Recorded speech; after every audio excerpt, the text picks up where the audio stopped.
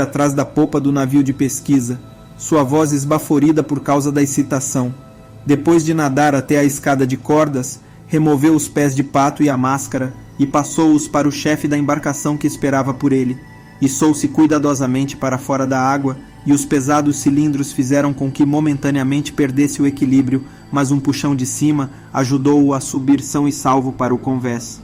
Sua figura gotejante foi logo rodeada pelos outros membros da equipe que aguardavam na plataforma de mergulho. Jack Howard desceu da ponte de comando e sorriu para seu amigo. Ele ainda achava surpreendente que uma figura tão corpulenta pudesse ser tão ágil debaixo d'água.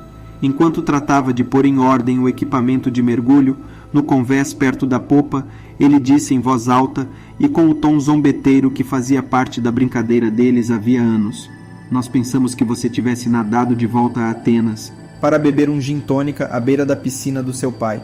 O que você encontrou? O tesouro perdido da rainha de Sabá." Costas Kazantzakis sacudiu a cabeça impacientemente enquanto avançava ao longo da balaustrada em direção a Jack. Estava por demais agitado até mesmo para se preocupar em tirar seu equipamento. "Não", ele ofegou. "A coisa é séria. Dê uma olhada nisso aqui." Jack silenciosamente rezou para que as novidades fossem boas. Costas tinha feito um mergulho solitário para investigar um banco de areia que entupia o topo do vulcão submerso, e os 2 mergulhadores que o haviam seguido logo estariam emergindo, depois da parada para a descompressão. Não haveria mais mergulhos naquela temporada. Costas destravou um mosquetão e, ao passar pela caixa onde guardavam a câmera de vídeo subaquática, pressionou o botão de replay. Os outros membros da equipe agruparam-se atrás do inglês grandalhão enquanto ele abria o minúsculo monitor LCD e ativava o vídeo. Depois de alguns instantes, o sorriso cético de Jack deu lugar a um olhar de puro assombro. A cena subaquática estava iluminada com holofotes poderosos que clareavam as trevas a uma profundidade de quase 100 metros. 2 mergulhadores ajoelhados no solo oceânico manuseavam uma espécie de aspirador, um largo tubo alimentado por uma mangueira de ar de baixa pressão que ia sugando o lodo que cobria o local.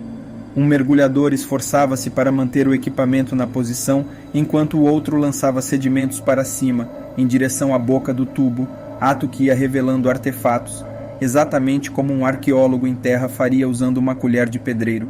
Quando a câmera deu um close, o objeto que chamara a atenção dos mergulhadores apareceu de maneira dramática.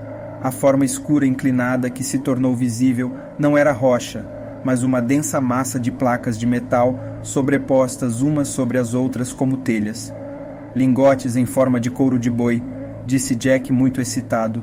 "Centenas deles. E há uma camada almofadada de galhos amortecedores de choques, assim como Homero descreveu no navio de Ulisses. Cada placa tinha cerca de 1 metro de comprimento, com cantos salientes, cuja forma lembrava o couro esfolado e esticado de um boi. Eles eram lingotes de cobre característicos da Idade do Bronze, com mais de 3.500 anos de idade. Assemelha-se a um tipo mais antigo, arriscou um dos estudantes da equipe. Século XVI a.C.? Sem dúvida, disse Jack, e também foram colocados em fileiras, sugerindo que o casco do navio pode estar preservado por baixo. Esse pode ser o navio mais antigo jamais descoberto. A excitação de Jack aumentava à medida que a câmera percorria o declive. Entre os lingotes e os mergulhadores apareciam de maneira indistinta 3 enormes jarros de cerâmica, cada um da altura de um homem e com mais de 1 metro de circunferência. Eram idênticos aos jarros que Jack vira nos almoxarifados de Knossos em Creta. Dentro deles, pilhas de cálices pintados com polvos e belos motivos marinhos, suas formas sinuosas em harmonia com as ondulações do fundo do mar. Eram sem dúvida cerâmicas dos minoanos, a notável civilização da ilha que floresceu na época dos primeiros reinados do Egito, mas depois desapareceu subitamente, por volta de 1400 a.C. Knossos, o lendário labirinto do Minotauro, foi uma das descobertas mais sensacionais do último século. Seguindo de perto as pegadas de Heinrich Schliemann, escavador de Troia, o arqueólogo inglês Arthur Evans iniciou uma viagem para provar que a lenda de Teseu, príncipe de Atenas, e sua amada Ariadne estava tão fundamentada em eventos reais quanto a Guerra de Troia. O vasto palácio ao sul de Heráclion era a chave para uma civilização perdida chamada Minoana, por causa do nome de seu lendário rei. O labirinto de corredores e aposentos deu extraordinária credibilidade à história da batalha de Teseu com o Minotauro e mostrou que os mitos dos gregos, séculos mais tarde, estavam mais próximos da história real do que qualquer pessoa ousaria pensar. Sim, Jack esmurrou o ar com sua mão livre, a descrição habitual dando lugar à emoção de uma descoberta verdadeiramente significativa. Era o clímax de anos de paixão sincera, a realização de um sonho que o perseguia desde sua infância. Uma descoberta que iria rivalizar com a tumba de Tutankhamon, a descoberta que asseguraria à sua equipe um lugar de vanguarda nos anais da arqueologia. Para Jack, essas imagens eram suficientes. No entanto, havia mais, muito mais, e ele ficou transfigurado diante da tela. A câmera se moveu lentamente até os mergulhadores em um pequeno banco de areia debaixo do agrupamento de lingotes. Provavelmente é o compartimento da popa. Costas apontava para a tela. Bem atrás desse parapeito, há uma fileira de âncoras de pedra e um leme de madeira. Bem na frente, havia uma área de luz de um amarelo tênue, semelhante ao reflexo dos holofotes sobre o sedimento na água. Quando a câmera fez um dose, houve um suspiro coletivo de espanto. Isso não é areia, sussurrou um pesquisador. É ouro. Agora eles sabiam para o que estavam olhando. A imagem era de um esplendor insuperável. No centro havia um magnífico cálice de ouro esculpido para o próprio rei Minos. Ele era decorado em relevo com uma elaborada cena de tourada. Ao lado havia uma estátua de ouro de uma mulher em tamanho natural, seus braços levantados em súplica e os cabelos entrelaçados com serpentes. Os seios desnudos haviam sido lindamente esculpidos em marfim, e uma linha curva bruxuleante e colorida mostrava onde seu pescoço estava enfeitado com joias. Abrigadas na frente havia uma coleção de espadas de bronze com empunhadura de ouro, as lâminas decoradas com cenas de batalha esculpidas em prata incrustada e esmalte azul. O reflexo mais brilhante vinha da área bem em frente AOS mergulhadores. Qualquer movimento de mão parecia revelar um novo objeto cintilante.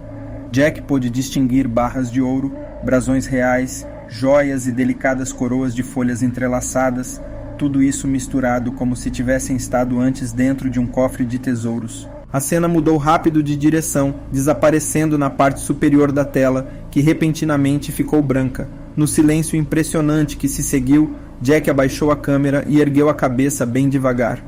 Acho que vamos em frente, disse calmamente. Jack havia arriscado sua reputação em uma proposta bastante arrojada. Na década depois de ter completado seu doutorado, ele ficou obcecado em descobrir uma ruína minoana, um achado que consolidaria sua teoria sobre a supremacia marítima dos minoanos na Idade do Bronze. Ele se convencera que o local mais provável era um grupo de recifes e ilhotas, cerca de 70 milhas náuticas a noroeste de Knossos. Durante semanas, porém, eles procuraram em vão. Alguns dias antes, suas esperanças haviam sido renovadas e depois destruídas pela descoberta de um naufrágio romano, em um mergulho que Jack esperava que fosse o último da temporada.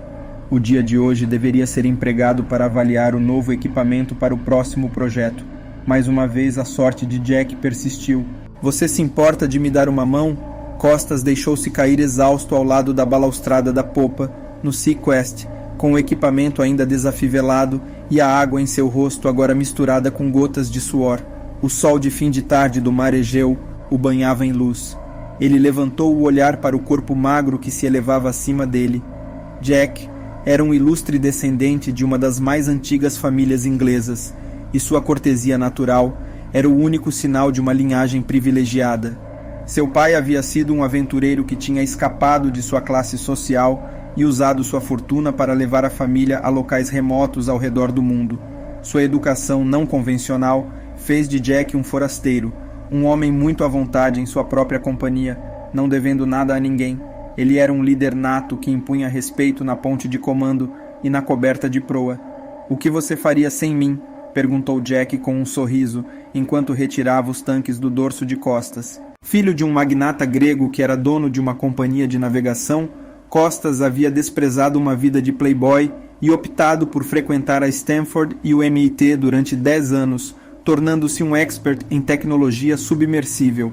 Rodeado por uma grande confusão de ferramentas e instrumentos que apenas ele podia manejar, Costas não raro fazia surgir, como por encanto, extraordinárias invenções como algum caractacus moderno. Sua paixão pelo desafio combinava com a natureza gregária que lhe era própria, uma capacidade vital numa profissão em que o trabalho de equipe era essencial. Os dois homens se conheceram em uma base da OTAN em Izmir, na Turquia, quando Jack foi prestar auxílio à Escola de Inteligência Naval e Costas. Era um consultor civil para o UNANTSUB, o Instituto de Pesquisa da Luta Antissubmarina das Organizações das Nações Unidas. Alguns anos mais tarde, Jack convidou Costas para juntar-se a ele na Universidade Marítima Internacional, a instituição de pesquisa que havia sido seu lar por mais de 10 anos. Naquela época, como diretor de operações de campo na IMU, Jack viu sua área de atividade crescer e passou a se ocupar de 4 navios e mais de 200 pessoas, e apesar de uma função igualmente crescente no departamento de engenharia, Costas sempre parecia encontrar uma maneira de se juntar a Jack quando as coisas se tornavam estimulantes. Obrigado, Jack. Costas se levantou lentamente, demasiado cansado para dizer algo mais. Ele batia na altura dos ombros de Jack, tinha um tronco em forma de barril e antebraços herdados de gerações de pescadores de esponjas e de marinheiros, com uma personalidade que se adaptava a isso. Este projeto também era importante para ele, e repentinamente se sentiu esgotado pela excitação da descoberta. Fora ele a pôr em marcha essa expedição, usando as conexões de seu pai com o governo grego. Embora estivessem agora em águas internacionais, o suporte da marinha helênica havia sido inestimável, pelo menos pelo fato de supri-los com cilindros de gás purificado, essenciais para o mergulho com Trimix Asterisk. Ah, quase esqueci. O rosto bronzeado de Costas abriu-se em um sorriso, enquanto ele pegava algo em sua jaqueta de compensação. No caso de você pensar que eu fraudei a coisa toda. Ele tirou um pacote envolto em um neopreno protetor e o estendeu a Jack, com um brilho triunfante em seus olhos. Jack estava despreparado para o peso do objeto, e por um momento sua mão titubeou ao segurá-lo. Ele desfez o embrulho e ofegou atônito. Tratava-se de um disco sólido de metal, cujo diâmetro era do tamanho da sua mão e sua superfície, tão resplandecente como se fosse novo em folha. Indubitavelmente ele tinha a cor de ouro puro, um ouro refinado até a pureza do metal em barra. Diferentemente de seus colegas acadêmicos, Jack nunca fingiu não sentir atração por tesouros, e por um instante deixou que a emoção de segurar vários quilos de ouro tomasse conta dele. Enquanto segurava o disco e o movia em direção ao sol, o objeto produziu um deslumbrante lampejo luminoso, como se estivesse liberando uma grande explosão de energia confinada durante milênios. Ele ficou ainda mais alegre quando viu o sol refletir certas marcações na superfície. Abaixou o disco até a sombra de Costas e passou os dedos sobre os entalhes, todos eles executados de maneira primorosa em um lado convexo.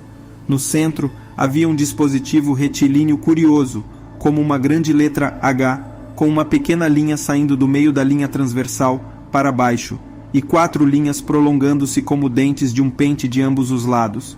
Ao redor da borda do disco havia 3 aros concêntricos, cada um deles dividido em 20 compartimentos. Cada um dos compartimentos continha um símbolo diferente gravado em metal. Para Jack, o círculo exterior assemelhava-se a pictogramas, símbolos que transmitiam o significado de uma palavra ou frase. Em um relance, ele identificou uma cabeça humana, a figura de um homem andando, uma espécie de remo de pá larga, uma canoa e um feixe de milho. Os compartimentos interiores estavam alinhados com os da beirada, mas continham, em vez desses símbolos, sinais lineares. Cada um deles era diferente, porém pareciam mais letras do alfabeto do que pictografias. Costas se levantou e observou Jack examinar o disco, totalmente absorto. Seus olhos brilhavam como Costas jamais havia visto. Jack estava entrando em contato com a Idade dos Heróis, uma época escondida em mitos e lendas, embora fosse um período que havia sido revelado de forma espetacular através de enormes palácios e cidadelas, por sublimes obras de arte e armas de guerra brilhantemente afiadas. Ele estava iniciando uma comunhão com os antigos de uma maneira que só era possível através de um naufrágio, segurando um artefato de valor inestimável que não havia sido arremessado, mas sim guardado até o momento da catástrofe. No entanto, era um artefato envolto em mistério, um enigma que ele sabia que o seduziria sem descanso até que todos os seus segredos fossem revelados. Jack girou o disco várias vezes e examinou as inscrições de novo, voltando sua mente para os cursos de história da escrita que frequentara na escola. Ele havia visto algo parecido antes. Fez uma anotação de cabeça para enviar um e-mail ao professor James Dillon, seu antigo mentor na Universidade de Cambridge e a principal autoridade mundial em manuscritos antigos da Grécia. Jack devolveu o disco a costas. Durante um momento, os dois homens se olharam, com os olhos brilhando de excitação. Jack apressou-se em juntar-se à equipe que agora vestia o equipamento necessário ao lado da escada da popa. A visão de todo aquele ouro havia redobrado seu fervor. O maior perigo para a arqueologia se encontrava nas águas internacionais, uma área livre, sem jurisdição de nenhum país. Todas as tentativas para impor uma lei global para o oceano haviam falhado. Os problemas para policiar essa área imensa pareciam intransponíveis. No entanto, os avanços na tecnologia significavam que submersíveis, operados por dispositivos de controle remoto, do tipo usado para descobrir o Titanic, eram agora pouco mais caros do que um carro. A exploração em águas profundas, antes privilégio de algumas instituições, agora estava aberta a todos que quisessem tentar, o que ocasionou a destruição indiscriminada de locais históricos. Saqueadores profissionais com tecnologia avançada estavam dilapidando o fundo do oceano sem que nenhum registro fosse feito para a posteridade, e os artefatos iam desaparecendo para sempre nas mãos de colecionadores particulares. Mas as equipes da EMU não lutavam apenas contra operadores legítimos. Antiguidades saqueadas tinham grande valor no submundo do crime. Jack deu uma olhada no cronômetro da plataforma e sentiu uma onda familiar de adrenalina percorrê-lo quando sinalizou sua intenção de mergulhar. Ele começou a reunir seu equipamento cuidadosamente, ajustando seu computador de mergulho e checando a pressão de seus cilindros, com uma conduta metódica e profissional, como se não houvesse nada de especial naquele dia. Na verdade, mal podia conter sua excitação.